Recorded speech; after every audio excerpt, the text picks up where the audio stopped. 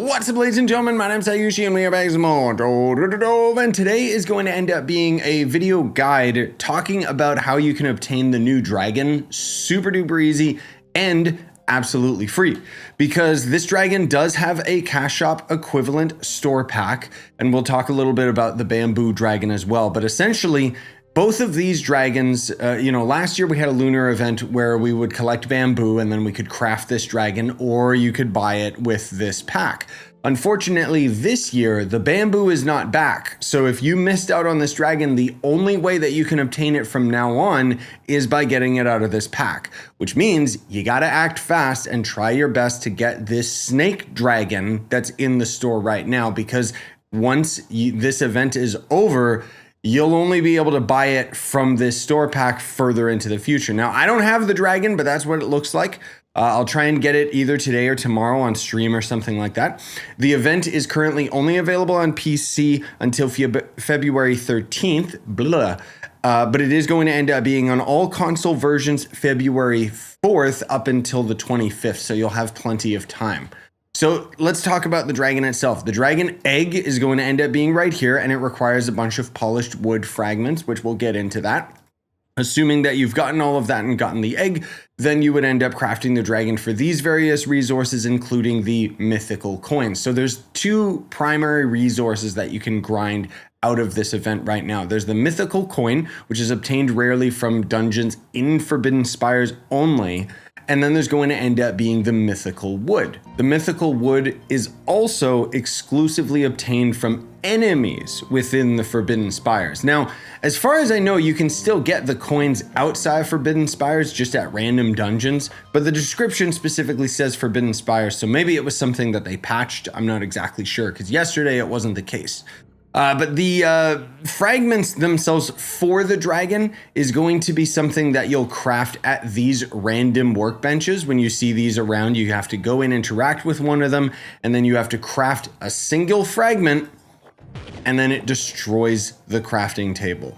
Now, one trick that you can do, albeit not a convenient one, is if you craft and Alt F4 the game at the same time, you'll still get the item that you crafted, but the crafting table won't end up despawning because it takes a split second for the crafting table to despawn.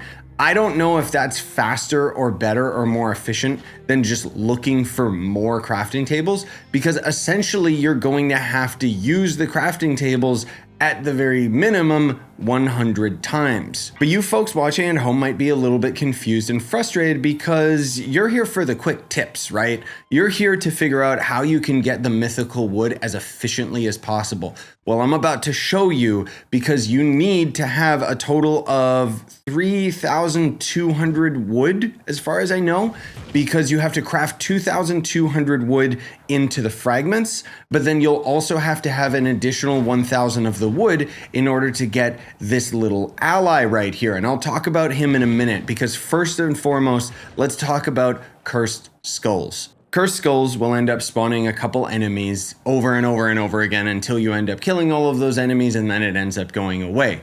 But there's a little bit of a trick that you can do, and this is something that players utilized way back in the day when we would do adventurine farming. This isn't an ideal dungeon for this, because there's all these stupid pillars in here. There's also some dungeons that will have this raised up a couple blocks. You don't want that. You want it to be as flat and as empty as possible. And then what you're gonna do is you're gonna blast your way into the wall so that you can end up getting far enough away to activate this and stay outside the ring, because then after a short period, it's going to reset the cursed skull. So what you're essentially going to be doing during this event is shooting and trying to kill as many of these guys as possible before it ends up resetting, right? But this is far too slow and requires us to give a mild case of carpal tunnel syndrome. So there's a couple things that we can do to optimize this. First of all, you're gonna look at the compass, because for whatever reason, don't ask me, but the way that Trove's coded north, south, east, west, these have specific parameters to them that can end up helping you out, believe it or not. So you do not want to be on the north-south axis. So if you're at a dungeon, you don't want to start digging a hole to the south, you don't want to dig it to the north. You want to dig east or west. Don't ask me why, but the way that these enemies end up spawning, their positions will change, but it seems like east and west is just more efficient because I think they spawn in like a better trajectory or something. I don't know exactly, but I did like a couple hours worth of testing and it seemed like it actually made a difference. And then what you're going to do is you're going to end up building out something like this. Make sure that it's just far enough away to avoid the enemy spawn locations, and because you don't want them spawning on top of it. And then you're going to end up making it 2 blocks tall. Again, this is where hopefully there wouldn't be any of this crap in the way. And then you're going to do this. The reason it has to be 2 blocks tall is because you don't want the enemies to walk over it, because what we're essentially going to be doing by blocking ourselves off like this is funneling the enemies. So then we would just hold left click and you can see that they're all trying to funnel into the one location, because as far as Trove's AI is concerned, they literally just have an on-off switch where they're like, oh, this is where the player is. They're going to take the shortest path to the player. Game is really, really laggy right now. Now, another thing to consider is that this cursed skull has ranged enemies. That's another thing that you don't want. You want to specifically try and find a dungeon that has melee enemies, because the ranged enemies will oftentimes try to shoot at you, or like, I don't know, there's some sort of issues with, like, I assume the game's code makes it so that the ranged enemies are able to attack you from further. So there's like a little tick, like less than a second, just a microsecond of those enemies having to despawn as well as despawn their AI, because they're technically aggroed and able to attack you when they get to this point. That's just what I would assume in my limited understanding of how Trove works. Suffice to say, you don't want ranged enemies. The beetles are really good. Any melee character will end up working. Another trick that you can do that doesn't actually make much of a difference, but maybe you're just super lazy and you want to fight enemies more consistently, is if you kind of end up doing this whole rib cage thing, basically building like a bunch of these over, out, and, you know, in either direction, it'll forcibly make the enemies rush to the middle rather than being over here and going in a diagonal pattern. So this can potentially force them to get to the center faster, so long as you're using, you have to use a ranged character. I did test it, and this didn't make a difference. It's just a matter of, I don't know, maybe for your own mental well-being, you want to bother doing it, but otherwise, again, it didn't really make much of a difference.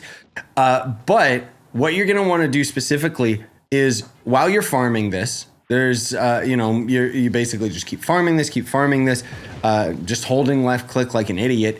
And then you're going to end up getting up to 1,000 wood. And once you get to 1,000 wood, you're going to rush over to a forbidden crafting bench. You can just make one of these in the builder's crafting table. And in the collections tab, there's going to be this little ally right here. So it is going to require some fiery feathers, some of the blue sage coin thing or dragon scale, as well as some of the mythical coins. And the reason why you want to craft this ally as soon as possible is he's going to end up boosting the amount of mythical wood that you get during this event.